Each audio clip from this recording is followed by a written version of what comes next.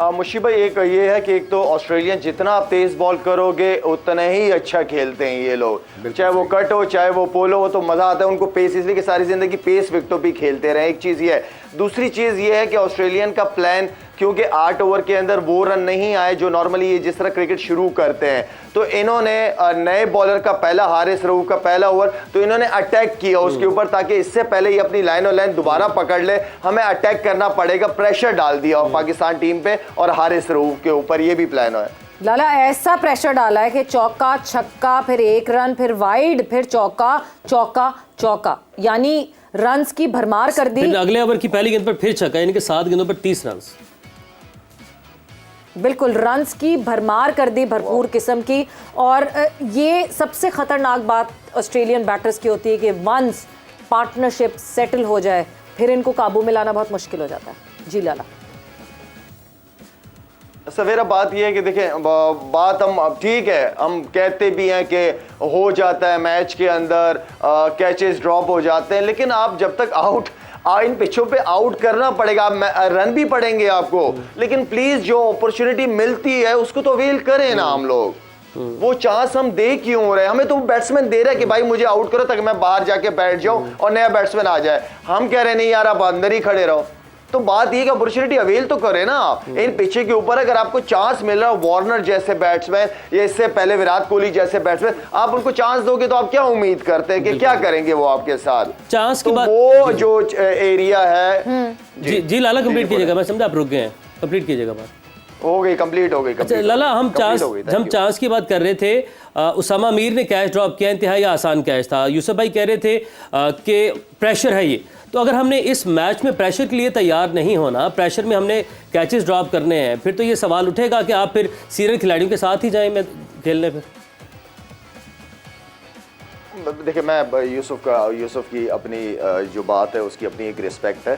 देखें, international cricket और क्या है, यही बैट बॉल डोमेस्टिक क्रिकेट में भी होते हैं। तो इंटरनेशनल क्रिकेट तो है ही प्रेशर का खेल, के प्रेशर को हैंडल कैसे करना है। और उसामा मीर कोई अंडर 19 से तो अभी सीधा नहीं गया पाकिस्तान टीम खेलने, मैचेस खेले हैं उसने, क्रिकेट खेलते हुए आ रहा है। और आई मीन के प्रेशर भी तो परफॉर्म करना, अगर आपको अपॉर्चुनिटी मिली है तो भाई उसको अवेल करना आपका काम है ना।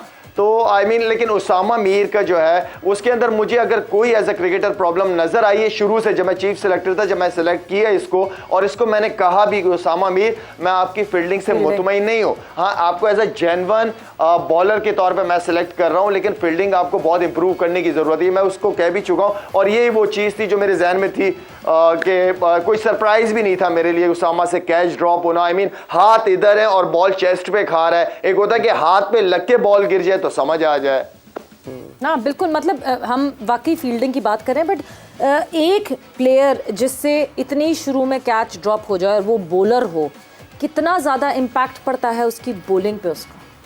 बहुत ज़्यादा, बिल्कुल, because he will live with that catch.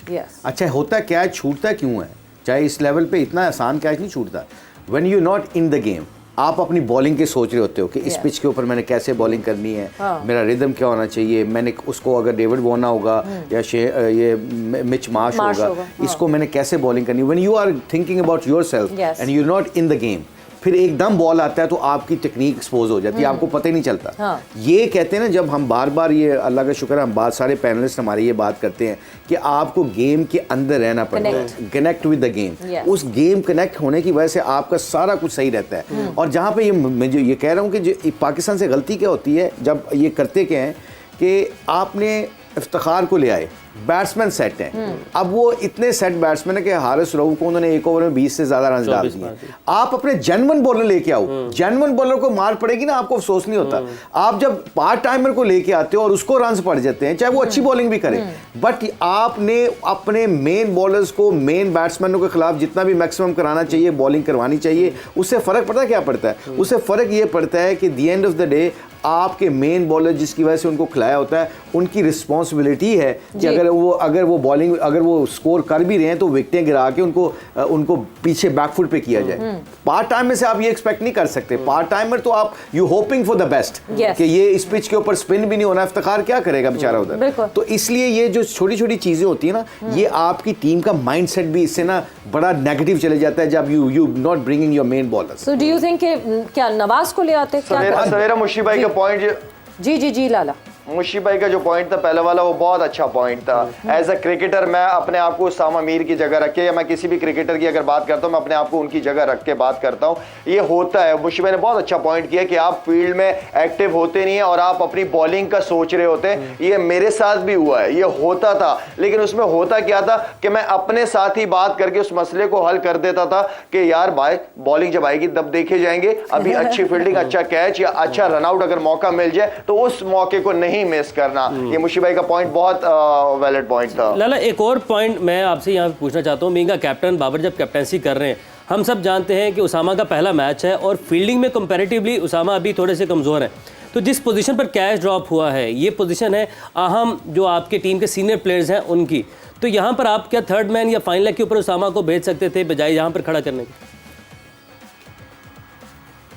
यार ये जब चीज हो जाती है फिर ये हो जाता वो हो जाता, ये तो फिर वहां पे क्या होता, वहां पे उनकी जगह पे कौन आता जो थर्ड मैन और फाइनल लेग वाले। तो ये चीजें खैर बात की चीजें हैं। हम बहुत ज्यादा बुरा फील्डर भी उसको नहीं कहेंगे। हम दुआ करेंगे अल्लाह करे कि उस कैच को वो कवर करे अपनी बॉलिंग के साथ। अब उसके ऊपर नो डाउट कैच भी छूट गया, उसके ऊपर प्रेशर है, काफी अरसे बाद खेल रहा है। मैं और आपने बहुत सपोर्ट किया टीवी पे बैठ के कि उसामा मीर को खेलना चाहिए और हमारी दुआ होनी चाहिए कि उसामा मीर आई नो कि किस प्रेशर में से गुजर रहा होगा, अल्लाह करे कि वो आती पहली दूसरी विकेट ओवर के अंदर आउट करे ताकि उसका कॉन्फिडेंस दोबारा वापस आए। बिल्कुल कॉन्फिडेंस वापस रीगेन करना पड़ेगा, बिकॉज यस एक चीज हो गई वो हो गई। बिकॉज जब हसन अली से पूछा गया था कि वो मैथ्यू वेड का कैच जब हसन ने ड्रॉप किया था तो ही यूज्ड टू से कि मुझे तो रात को नींद नहीं आती थी, मुझे वो कैच ही अपने जहन में घूमता दिखता था। यूसुफ, तो आपकी कब कब नींदें उड़ी? मेरी तो काफ़ी दफ़ा उड़ी है। मेरे से काफ़ी दफ़ा कैच ड्रॉप हुए हैं और पकड़े भी हैं। लेकिन एक चीज़ बाज़ का ना, कुछ नए प्लेयर आते हैं, हम अपना पास्ट भी देखें तो हमने भी बहुत अरसों बाद परफॉर्मेंसेस दी हैं। अभी यंग है, मेरा ख्याल चौथा पांचवा मैच खेल रहा होगा। कैच ड्रॉप होना ठीक है, लाला बिल्कुल ठीक कह रहा है कि हमें फील्डिंग अप टू मार्क करनी है, लेकिन अल्लाह करे अब ये बॉलिंग अच्छी करे क्योंकि बहुत ज़रूरत है, क्योंकि बाकी सब 24 रन का ओवर, 15 रन का ओवर एंड उसामा ने 6 रन का ओवर। तो इसका मतलब है कि अच्छा ओवर किया है। देखिए ये 6 रन का ओवर बड़ा अच्छा ओवर होगा। अगर 60-70 रन ये देता है, 2 विकेटें हमें ले देता है, ये बड़ी अच्छी बॉलिंग है। पास्ट के हिसाब से ये 40 रन पे 2 विकेटें हैं, तो 40 रन बहुत अच्छी बॉलिंग होती थी उस वक्त। आप किसी भी बॉलर की उठा के देख लें, क्योंकि उस टाइम तो 50-60 भी पड़ जाते थे।